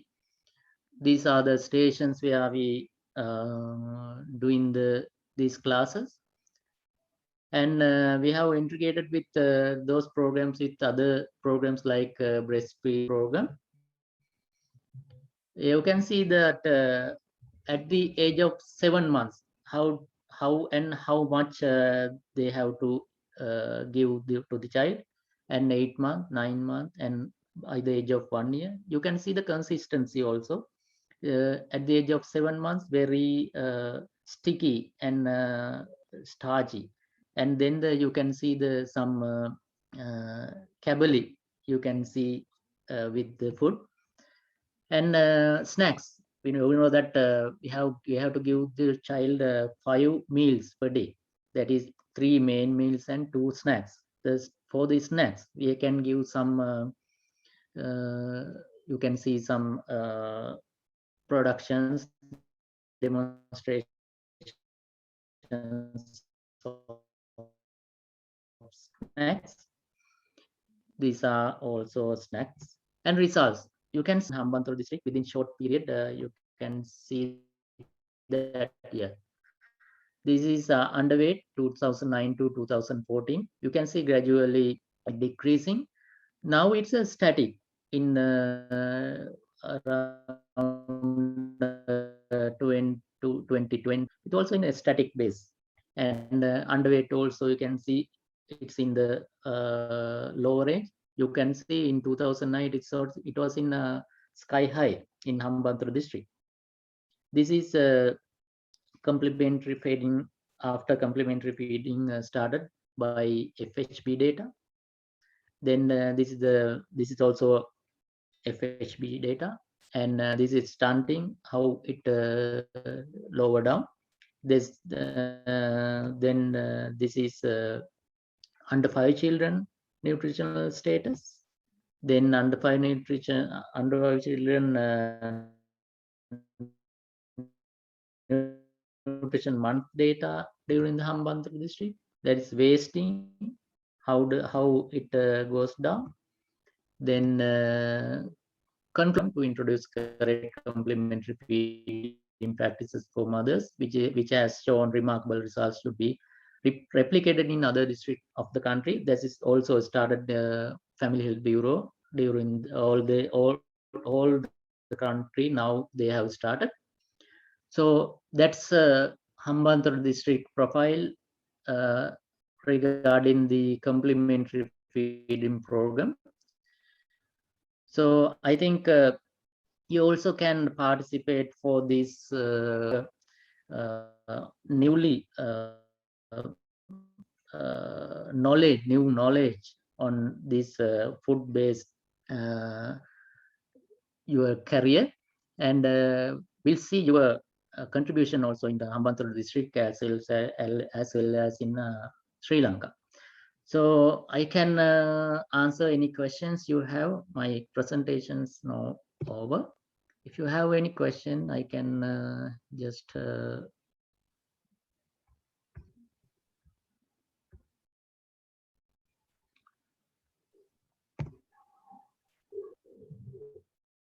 I think Dr. Amila is there. Yes, thank you very much, Yeah. Dr. Malaka. So yeah, any question that I can answer if there's any yes, problem, yeah, I think there will be a we can conclude Q&A it. session also. And so I hope Dr. Malaka and Dr. Mandrika will remain with us for a few more minutes. And with that, we have concluded our part, our presentations. And regarding some remarks about the final presentation done by Dr. Malaka. So I would like to highlight 2 important things for young scientists. The one is the importance of evidence-based interventions in making the nutritional status, to improve the nutritional status. So this is a live example on how a targeted and evidence-based intervention can make a change. So this is not coming from WHO. This is not coming from America or Australia. So this is a homegrown project. So this is when correcting nutritional status, the first few miles is very easy. I mean, not easy, but achievable. But the last mile is difficult. And as Dr. Malaka said, that first there was a drastic reduction of the malnutrition indicators. After that, it looks like stagnating, and we are very happy about the achievement we have gained so far. But the final phase is really difficult. So that is the other important message I want to highlight out of this presentation. So thank you very much for listening us. And on behalf of Dr. Mandrika and Dr. Malaka, I will conclude our presentations with this. So it's over to you, Sanditi. Yes, without a doubt, a list of critical points concerning malnutrition and subjects linked to this regard were brought into our attention during this very fruitful session conducted by our resource persons, Dr. Amida Chandrasiri, Dr. Mandrika, and also Dr. Malaka. While being grateful for the lens you have taken in educating us on this topic, I would like to now open the session for the Q&A round. We will try our best to address your questions until time permits. You can now post your queries on the chat box or direct your questions through voice.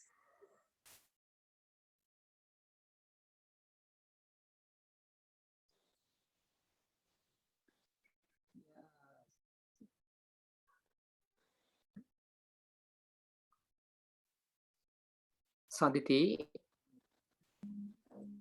Yes, Dr. Deshan. Yeah. First of all, I should thank actually to Dr. Amila and Dr. Mandrika and also Dr. Malaka for the wonderful presentations and giving very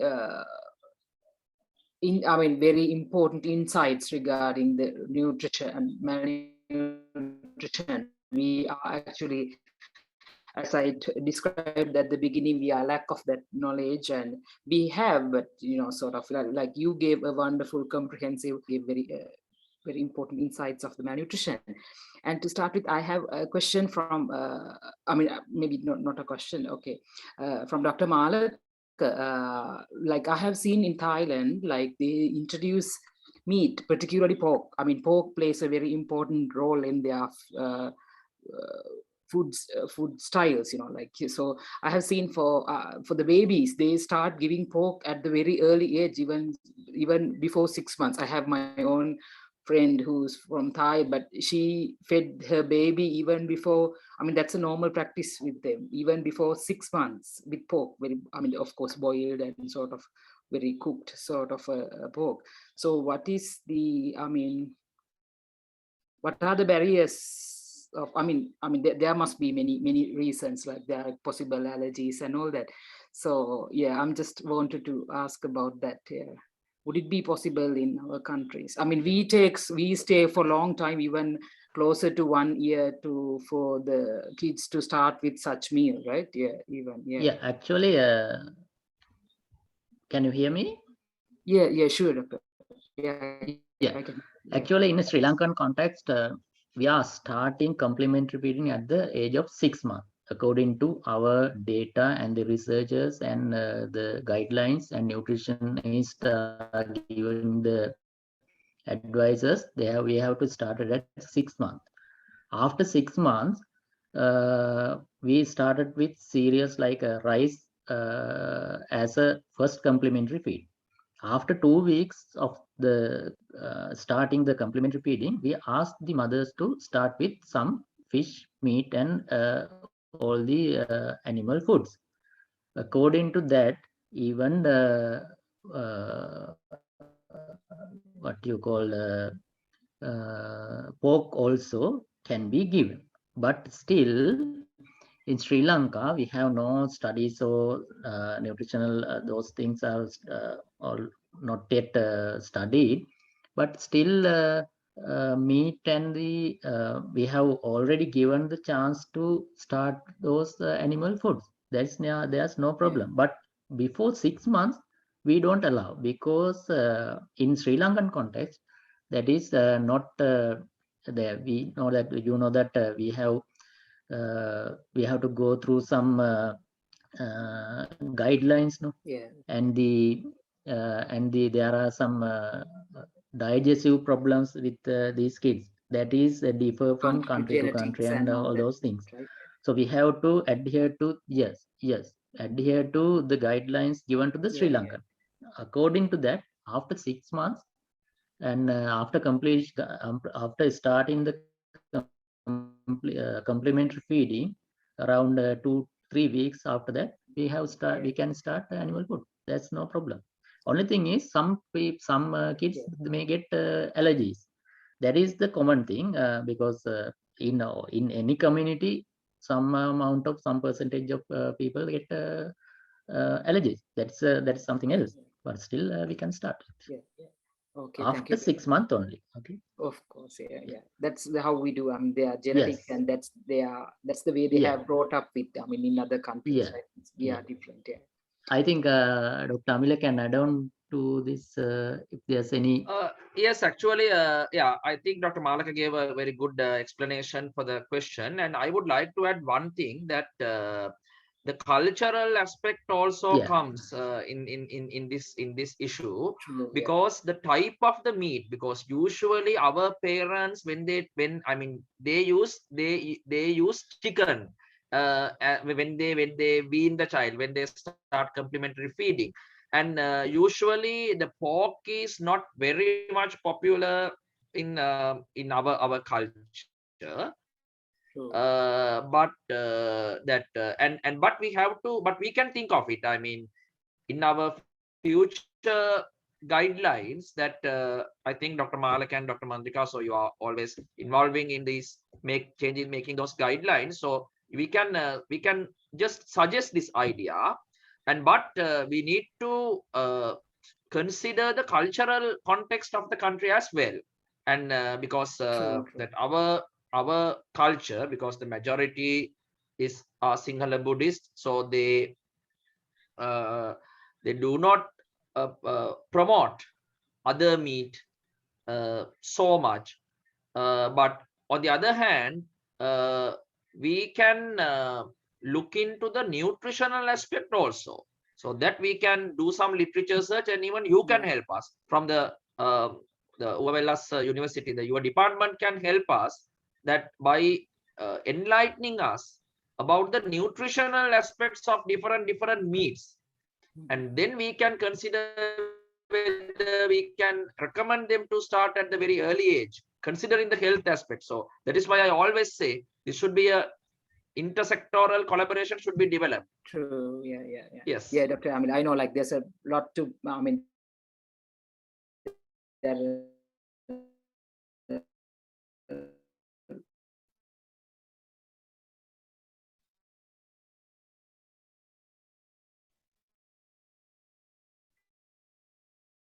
Lot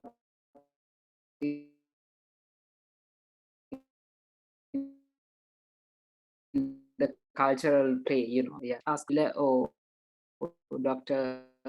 Mandrika, can iodine deficiency problem alleviated iodine supplementation in the salt?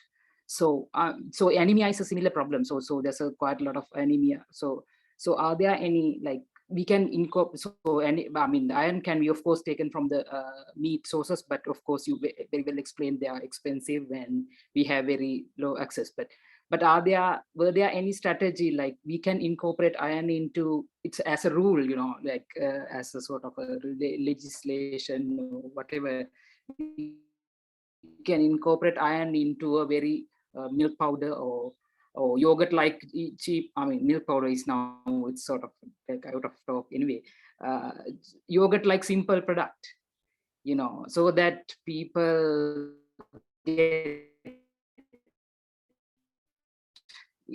it by.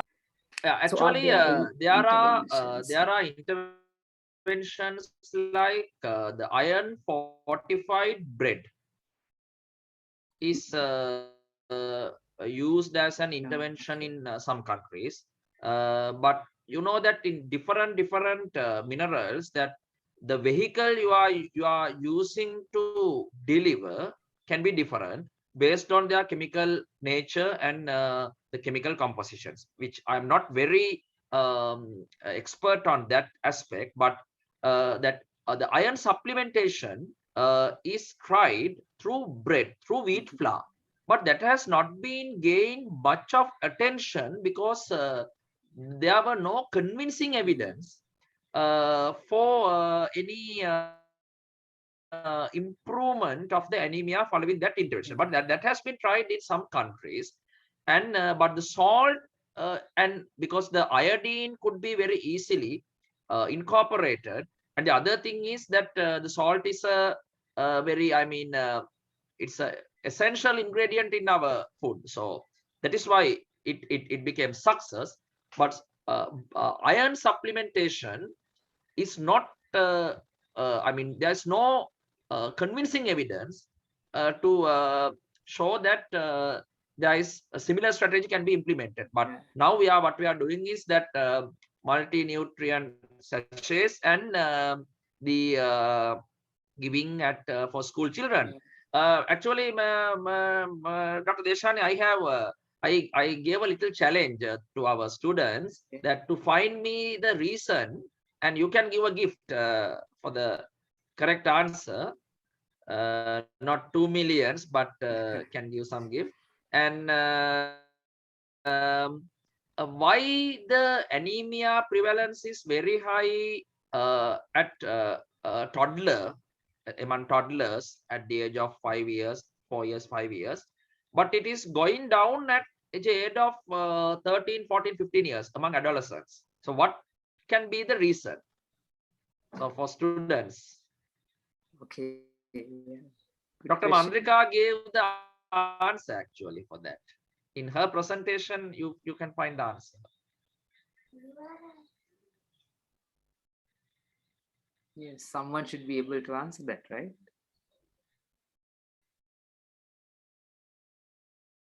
Anyone want to try?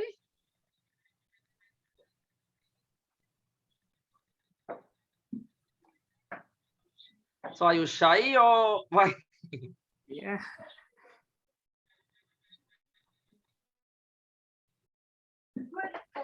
Anyone is trying? I can't hear.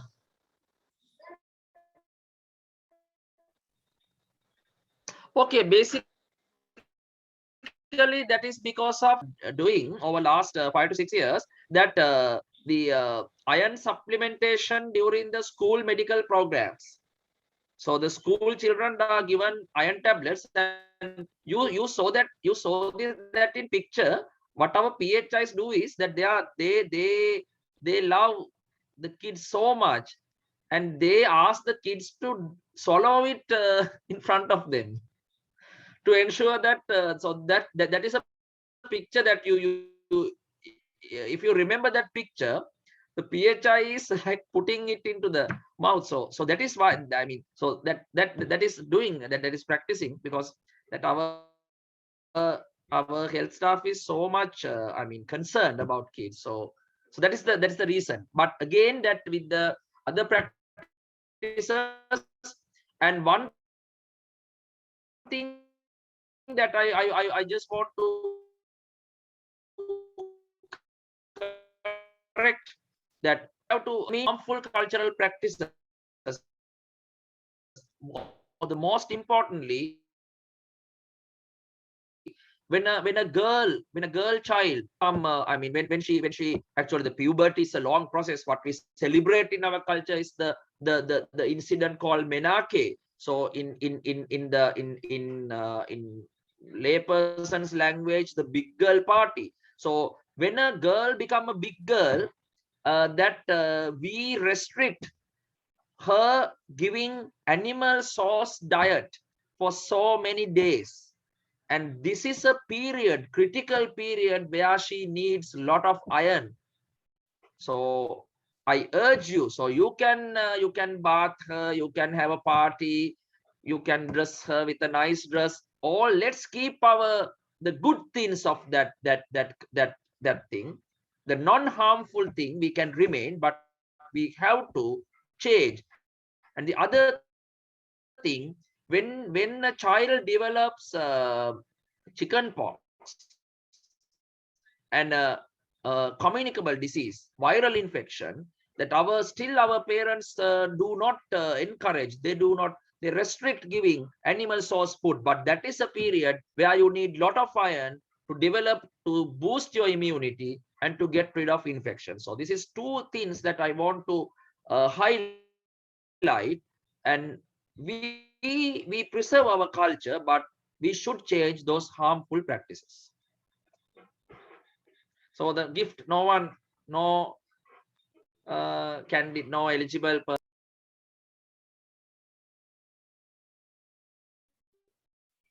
If you want, you can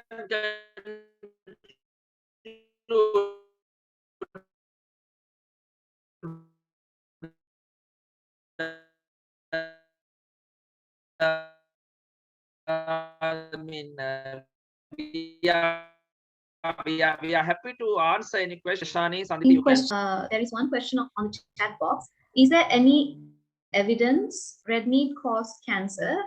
I mean, if pork added to the meal, is there any risk of long-term use? Sorry, this was a direct message to me actually, but yeah, actually there are a lot of concerns and I mean hypotheses. I don't call them rumors, but there was a hypothesis.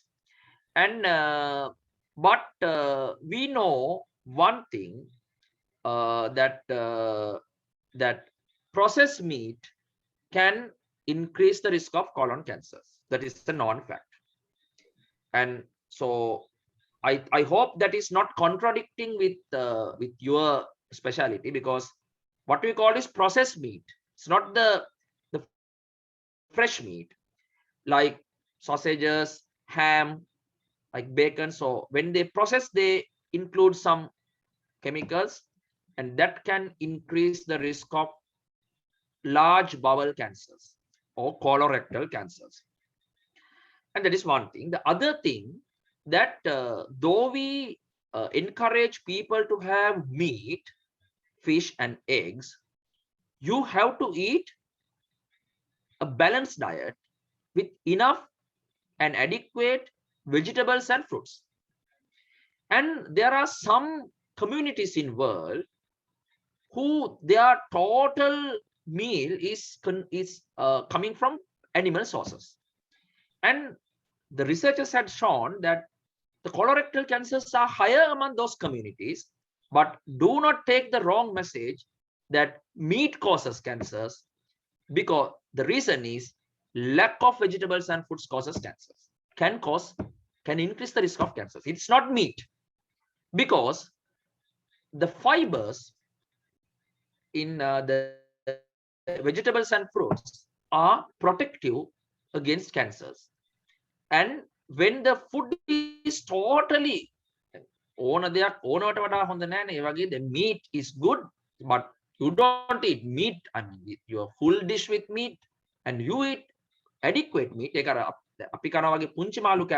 we change it, we eat eggs, but not like that. So that is the answer.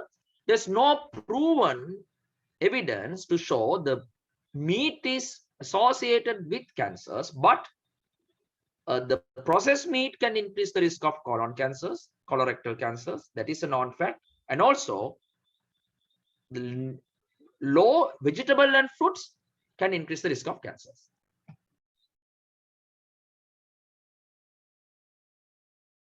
Thank you very much, Doctor. Any further queries to be posed? Sandhiti, can I get a chance? Yes, sure. This is for Dr. Amila. I just want to know, does there any relation between the genetic condition and the obesity? Also, I'm curious about what type of effect can get from hormone imbalances, like condition to those malnutrient conditions. To do another 2-hour session to explain that, but I will try to answer your question because you you gave me a very complicated question. Factorial issue, and it is caused by the combination of several factors. Your genes, your food, your physical activity, all contribute to obesity. But genetic influence is significant. And the people with genetic influence have a higher risk of getting obese. But they can reduce the risk by eating, by adhering to a healthy diet with less sugar and less fat, with more vegetables and more fruits, and adequate fish, meat, and eggs. That is important. And engaging in adequate physical exercises, 30 minutes, moderate degree physical exercises at least 5 days per week. So that is the recommended dose. Moderate intensity exercises means jogging, walking, running, cycling, swimming, not stretchings, the anaerobic exercises, the aerobic exercises, I mean. And so that's it. So it's not a one factor. Several factors contribute collaboratively to make you obese. And so though you have bad genes, you can maintain your nice figure with a healthy diet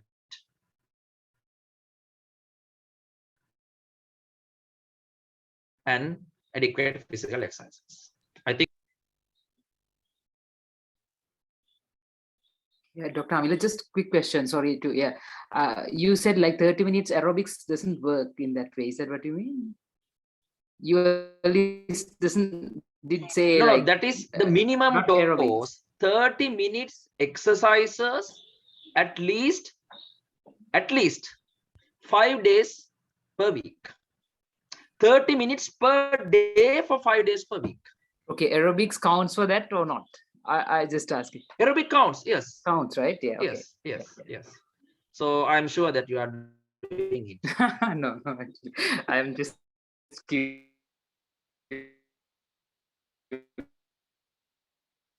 Yes. But that is not very. So you need to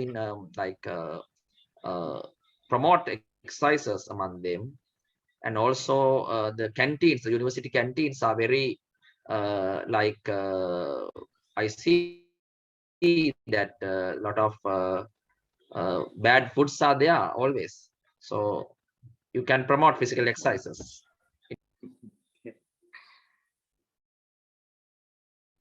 Any other questions? Good evening, doctor. Can I ask a question? If there is an impact of mental health also on malnutrition, because Sri Lankan don't focus on this much. I mean, they do not have knowledge on different eating disorders. What are your remarks on this, doctor? Yes, a very good question. And usually girls at your age are very vulnerable to eating disorders. And yeah, that it is a psychiatric morbidity, psychiatric condition. And definitely the question to your answer is yes. There is a relationship between the mental health issues and nutritional status. It can affect either ways. Certain conditions cause you binge eating, like depression. And usually that what we know is depression causes loss of appetite. People eat more to relieve the stress, to relieve the depression. And that we see, and even the anxiety, especially among during the exam times, that our students eat more to relieve the anxiety. So that is one side. And the other side is the eating disorders. There are two eating disorders, anorexia nervosa and bulimia nervosa. Anorexia nervosa means the excessive fear of getting fat, or in other words, the obsession to have a slim figure. So they avoid eating and they ultimately become wasted and malnourished, and sometimes become like they get fatal conditions sometimes. And the bulimia nervosa is different. Bulimia nervosa, that the person eat, but because of the fear of getting fat, the person vomit. But that causes more harm, because that leads to sudden electrolyte imbalances due to excessive vomiting, and the person can die. So, and that is, yeah, I appreciate your point. One point that we do not pay much attention on that, and we need to pay more attention, because that when a person present with malnutrition, and we need to, as doctors, we need to look at the mental health aspect of the issue. And it's not always about poor eating, lack of affordability. There can be underlying mental illness as well. So thank you very much for raising this important point. Thank you, Doctor.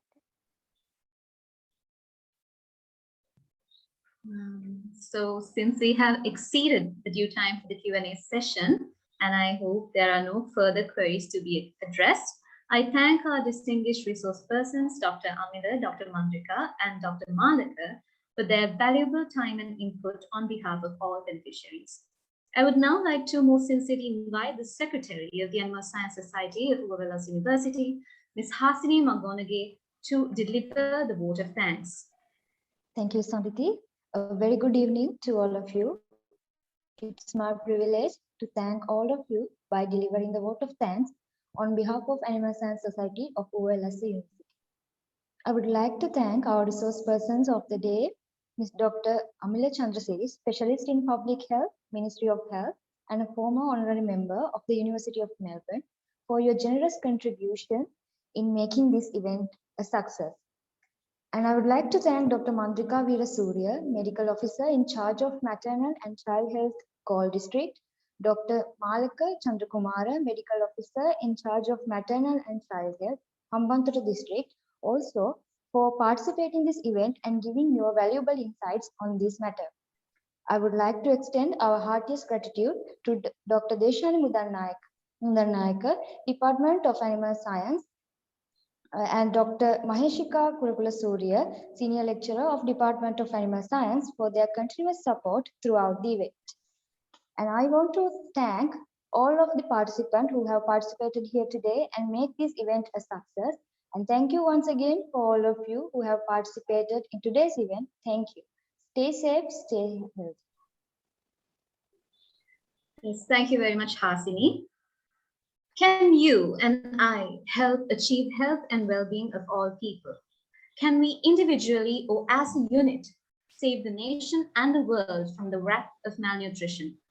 As undergraduates focused on establishing sustainable and resilient food systems, can we provide all parts of the community with free access to a healthy diet? Leaving those questions for you to hopefully find answers, we now bring the session to an end. Wishing you safe, healthy, and wonderful days ahead. Good night.